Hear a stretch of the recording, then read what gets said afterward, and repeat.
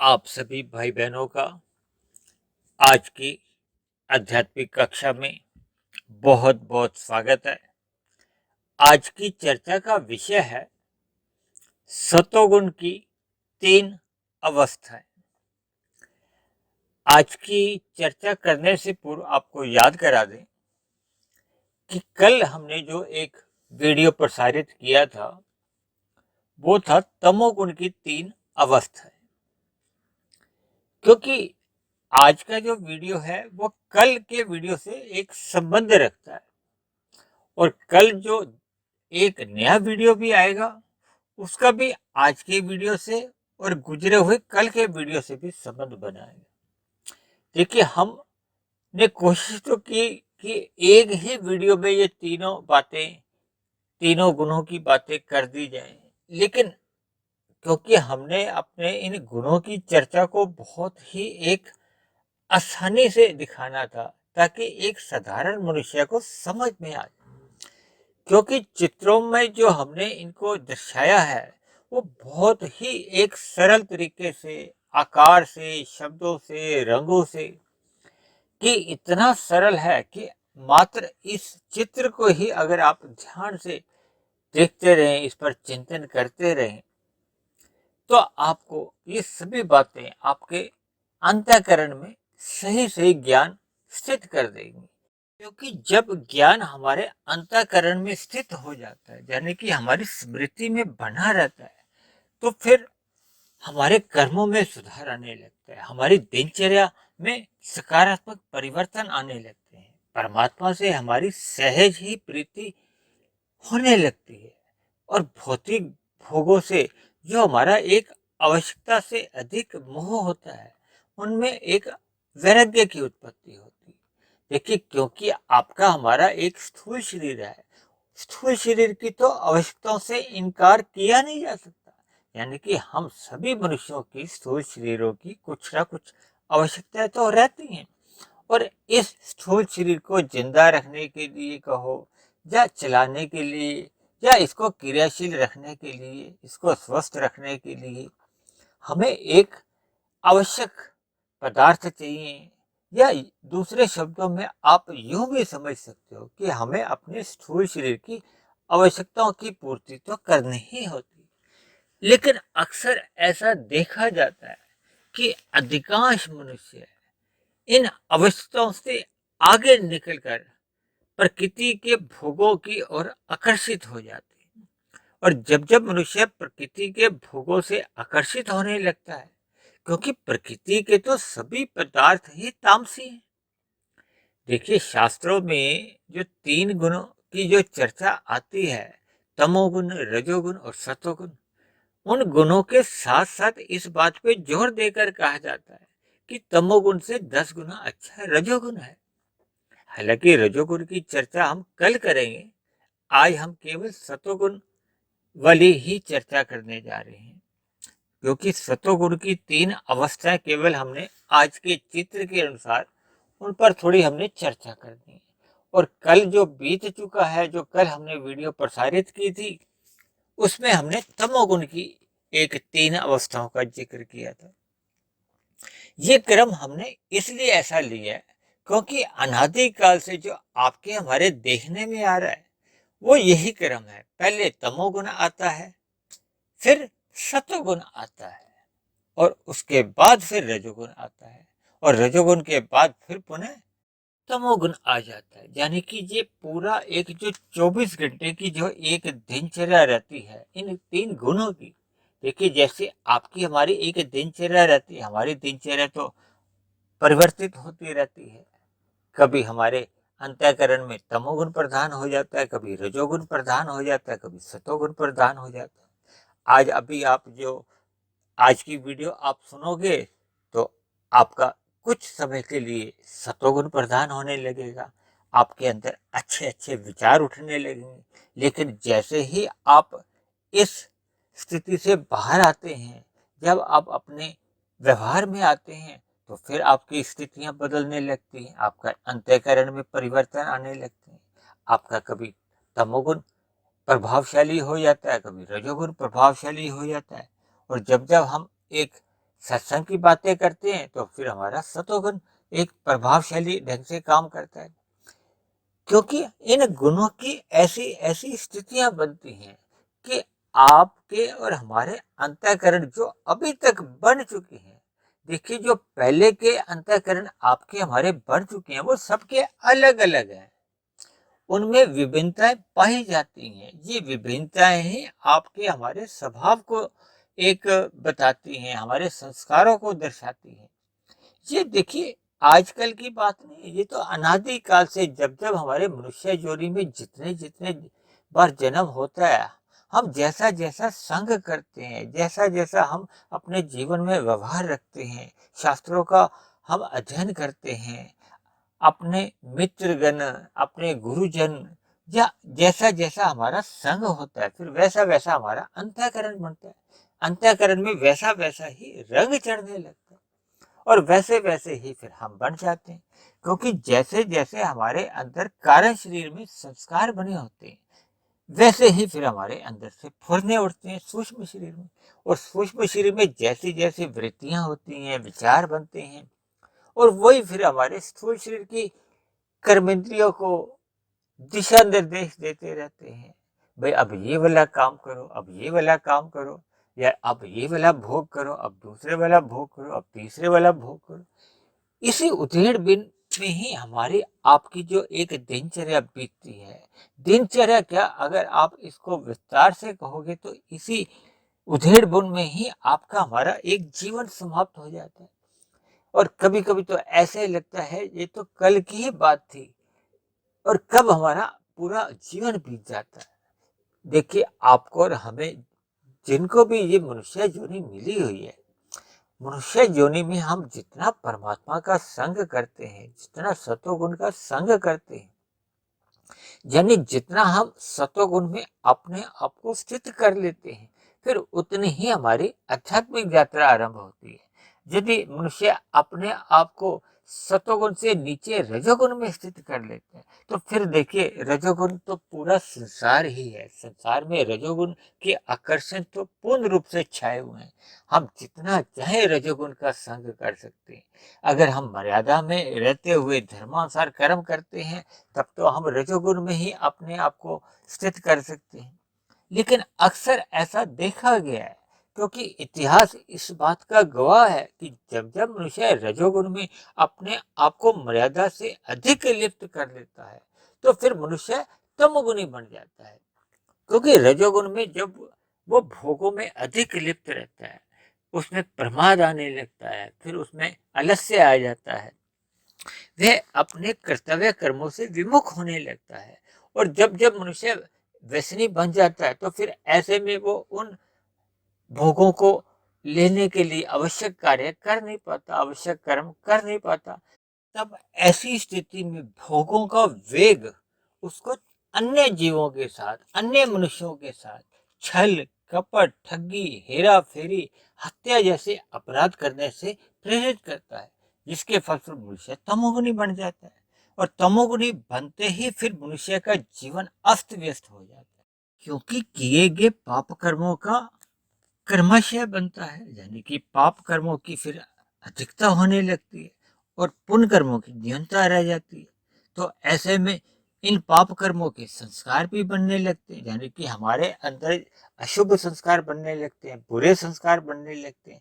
तो फिर ये कर्माशय और संस्कार हमारे जीवन को बहुत ही एक अधोगति की ओर ले जाते हैं। इसलिए मनुष्य योनि पाकर हम जितना अधिक रजोगुण में मर्यादा में रह सकते हैं, मनुष्य को मर्यादा में ही रहना चाहिए। अपने रजोगुण को सतोगुण की लगाम से ही नियंत्रण में रखना चाहिए। और जब जब मनुष्य अपने रजोगुण को नियंत्रण में रखता है, तो फिर उसका जीवन में एक आध्यात्मिक उन्नति होने की संभावनाएं बनी रहती हैं। और जब मनुष्य अपने आप को सतोगुण में स्थित कर लेता है, जिसकी कि आज हम विशेष रूप से चर्चा करने जा रहे हैं, तो फिर ऐसे में फिर मनुष्य की आध्यात्मिक उन्नति होने की संभावनाएं आरंभ हो जाती हैं। अर्थात मनुष्य को अपने मिले हुए जीवन में सतोगुण का अधिक से अधिक संग करना चाहिए, ताकि हमारे कारण शरीर में शुभ संस्कार बने। शुभ संस्कारों से ही फिर हमारे अंदर पुनः शुभ वृत्तियां जन्म लेती हैं, फिर वो हमसे शुभ कार्य कर्म करने को प्रेरित करती हैं, जिसके फलस्वरूप मनुष्य के कर्मों में सुधार होने लगता है, उसका जीवन बदल जाता है।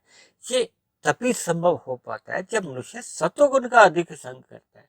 देखिए, कल की जो हमने चर्चा जो समाप्त की थी, वो हमने समाप्त की थी जब तमोगुण का एक अंतिम उसकी स्थिति बनी होती है, अंतिम अवस्था होती है, और उस अंतिम अवस्था में तमोगुण तो प्रधान होता है, लेकिन सत्वगुण की गौण स्थिति आ जाती है और रजोगुण की अति गौण स्थिति बनी रहती है।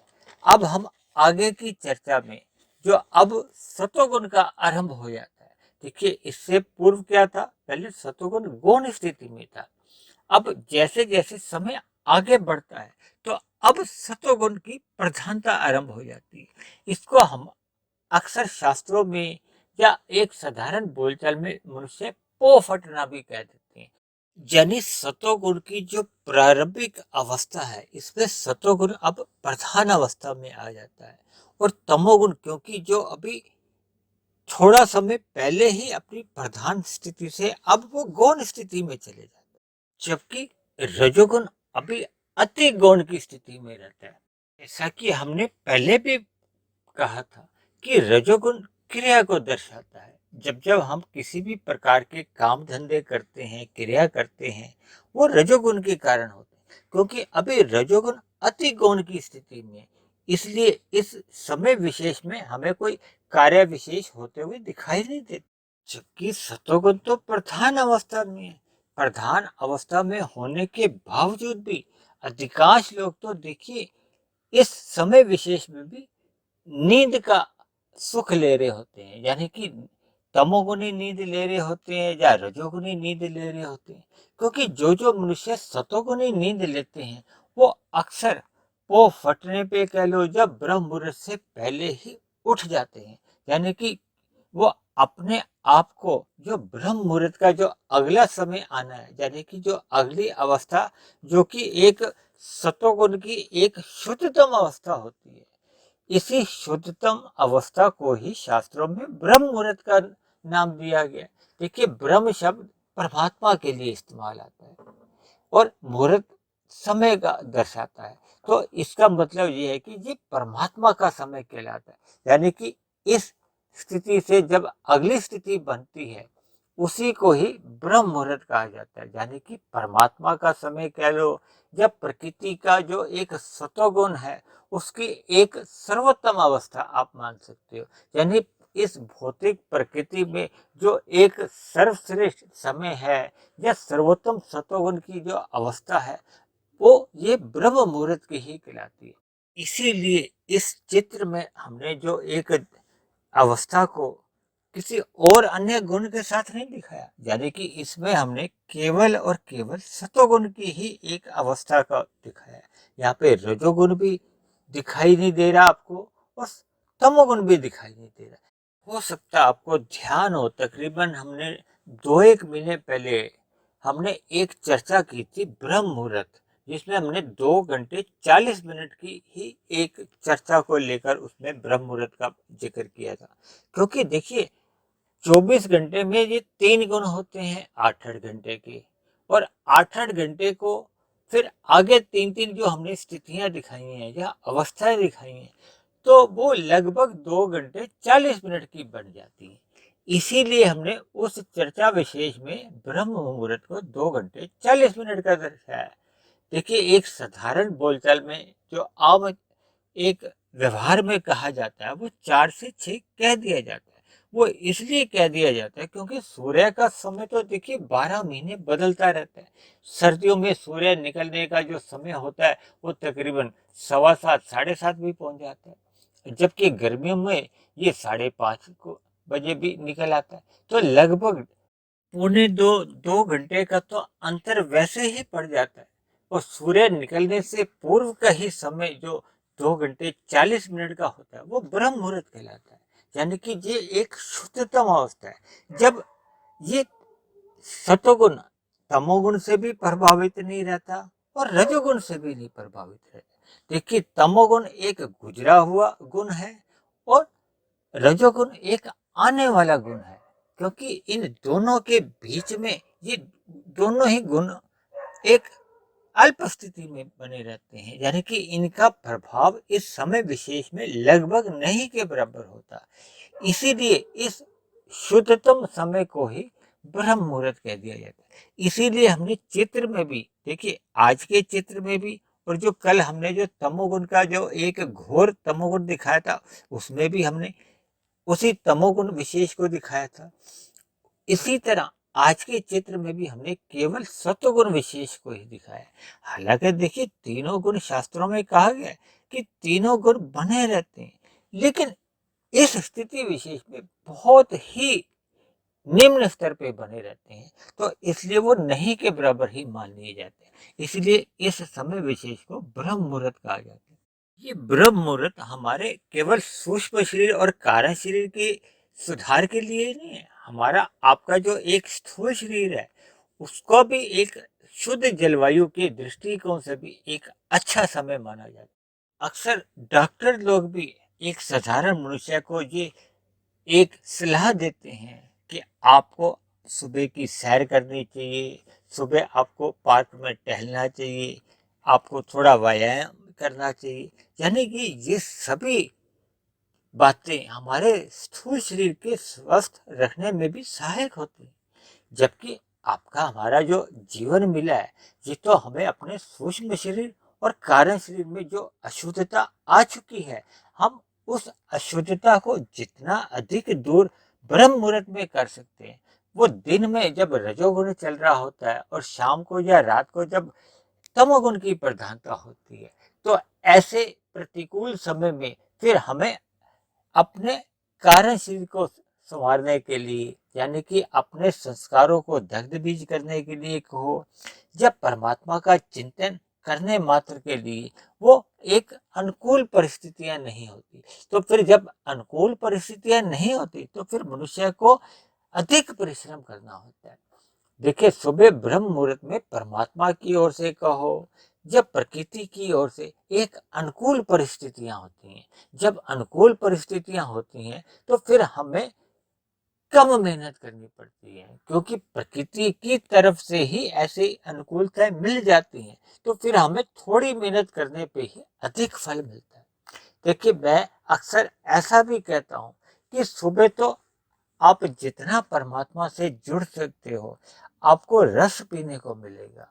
जबकि दिन में तो देखिए, एक रजोगुण चल रहा होता है, तो संसारी छिलके इकट्ठे करने में भी हमें बहुत ही अधिक परिश्रम करना होता है।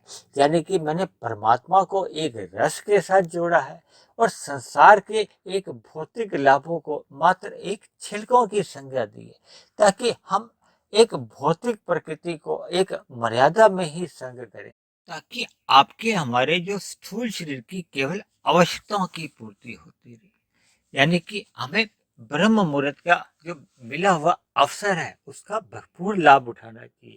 यानी कि हमें रात को जल्दी सो जाना चाहिए, ताकि हमारा जो एक मल रूपी तमोगुण का संग है उससे भी हम बच जाएंगे।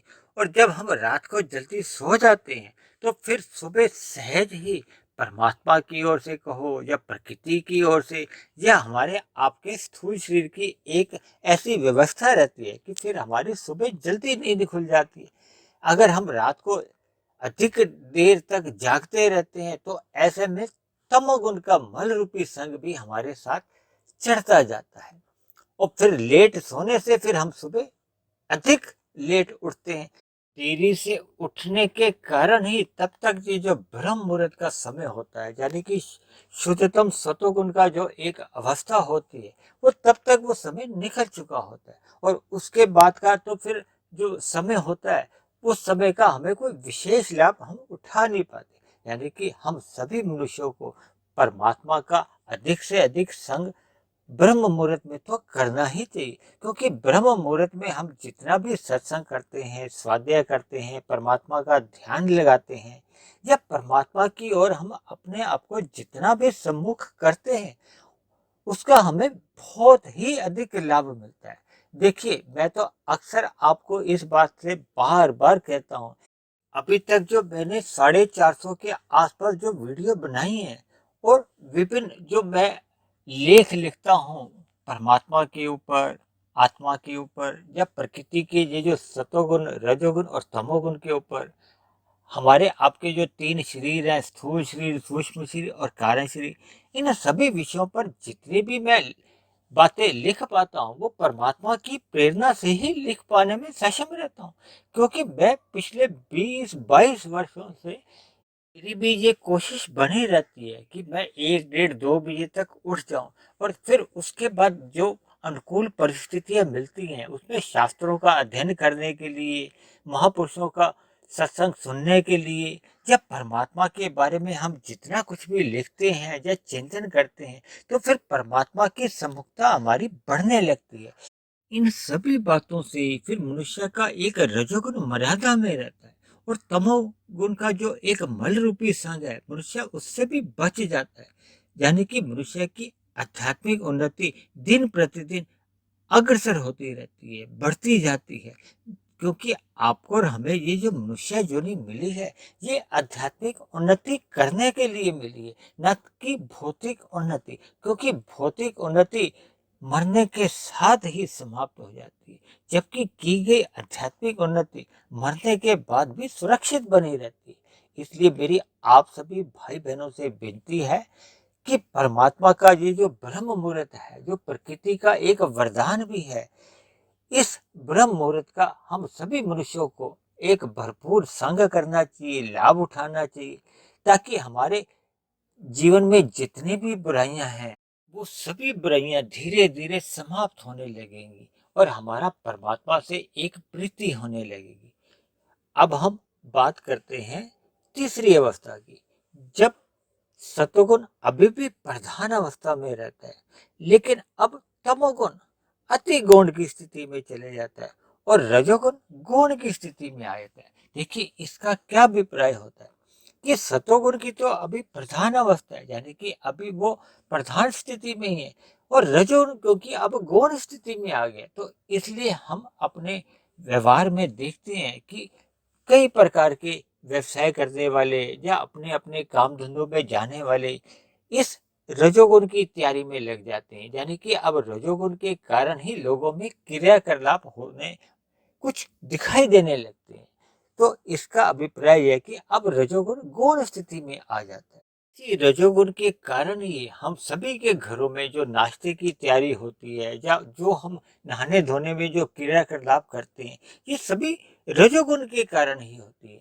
जबकि आज कलयुग में तो ऐसा भी देखा जा रहा है कि सूर्य उगने के बाद भी, यानी कि सूर्य के आने के बाद भी कुछ लोग प्रमादवश सोए रहते हैं। देखिए परमादवश सोने मात्र से भी उनका एक तमोगुण का जो एक मल रूपी संग बढ़ने लगता है। अक्सर एक साधारण मनुष्य इस बात पे गौर नहीं करता। हालांकि देखिए प्रमाद तो अन्य कई बातों से भी आता है। ये जो संसार में आप बीड़ी, सिगरेट, तंबाकू खाने वाले हैं, शराब का सेवन करने वाले हैं, टीवी पे जो खेल तमाशे आते हैं, जो रजोगुनी प्रवृत्तियां अधिक आपकी बढ़ाते हैं, जो तमोगुनी गतिविधियों को उत्तेजित करते हैं, तो ऐसे सभी कार्य भी हमारे प्रमाद को बढ़ाते हैं। या आप दूसरे शब्दों में आप यूं भी समझ सकते हो कि जब भी सभी गतिविधियां हमारे तमोगुण को भी बढ़ाती हैं। देखिए जब एक गुण बढ़ता है तो दूसरा गुण अपने आप ही गौण अवस्था में चले जाता है। देखिए एक के पास अगर 100 रुपए है, अगर वो 70 रुपए एक वस्तु विशेष में खर्च कर देता है, तो शेष तो उसके पास 30 रुपए ही बचते हैं ना। इसी तरह जब हम अपने 24 घंटे में अधिक समय इन तमोगुणी प्रवृत्तियों में अधिक खर्च कर देते हैं या रजोगुणी प्रवृत्तियों में अधिक खर्च कर देते हैं, तो फिर सतोगुण के लिए तो हमारे पास कम समय ही बचता है, जिसके फलस्वरूप फिर मनुष्य की आध्यात्मिक उन्नति तो हो नहीं पाती और कारण शरीर में पाप कर्मों का कर्माशय बढ़ने लगता है। देखिए ये सभी कड़ियां आपस में इस प्रकार से घुली मिली रहती हैं, जिस प्रकार से ये गुण भी घुले मिले रहते हैं। शास्त्रों में भगवान श्री कृष्ण ने बार बार इस बात को जोर देकर कहा है कि इन गुणों की एक प्रकृति को पहचानो, इन गुणों के साथ अपने आप को एक मर्यादा में लिप्त रखो। जितना जितना हम इन गुणों से लिप्त होते जाते हैं, फिर उतना उतना रंग हमारे जीवन में अपना प्रभाव दिखाता है। क्योंकि शास्त्रों में कहा गया है कि तमोगुण से 10 गुना अच्छा रजोगुण है, और रजोगुण से भी 10 गुना अच्छा सतोगुण है। तो फिर ऐसे में बुद्धिमानी तो इसी में ही है ना। अगर हमने प्रकृति के गुणों के साथ जुड़ना ही है, तो फिर हमें सतोगुण के साथ जुड़ना चाहिए। क्यों हम एक एक के सिक्के को इकट्ठे करते हैं, फिर हमें 100 के नोट को ही इकट्ठा करना चाहिए। क्योंकि तमोगुण को मैंने 1 कहा है, रजोगुण को मैंने 10 और सतोगुण को 100। जबकि परमात्मा के लिए तो मैंने 1000 अंकों को परिभाषित किया।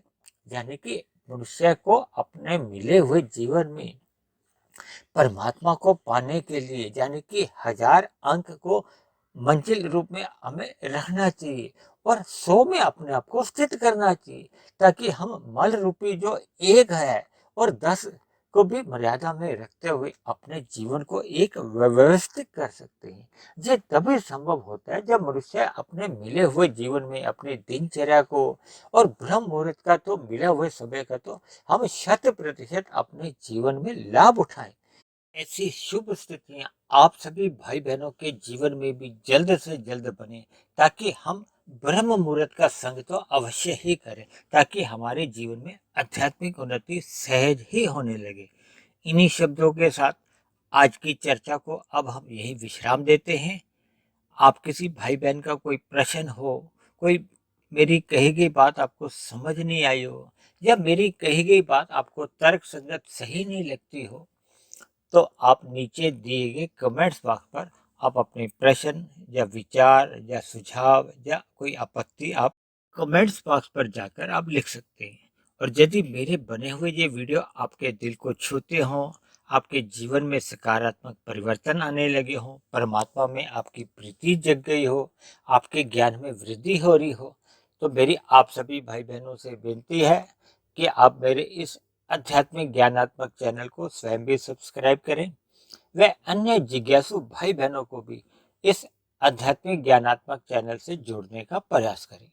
तो चर्चा को अब हम यहीं समाप्त करते हैं, और कल फिर मिलते हैं इसी श्रृंखला में। आगे जो रजोगुण की 3 अवस्थाओं का कल जिक्र करेंगे। और मेरी आप सभी भाई बहनों से फिर एक बार विनती है कि इन तीनों वीडियो को एक क्रम के साथ ही सुने तो ज्यादा अधिक लाभ आपको मिलेगा। क्योंकि देखिए, जैसे सूर्य शाम को ढलता है तो पहले तमोगुण का आरंभ होता है, उसके बाद फिर ब्रह्म मुहूर्त यानी कि सतोगुण का आरंभ होता है, फिर दिन जो अगले दिन की जो दिनचर्या रहती है उसमें रजोगुण प्रधान रहता है। तो इसी क्रम में अगर आप भी सुनेंगे तो आपको चर्चा का एक पूर्ण रूप से सही सही क्रमबद्ध तरीके से ज्ञान मिलेगा। तो कल मिलते हैं रजोगुण की 3 अवस्थाओं की वीडियो के साथ। तब तक आप सभी भाई बहनों का बहुत बहुत धन्यवाद।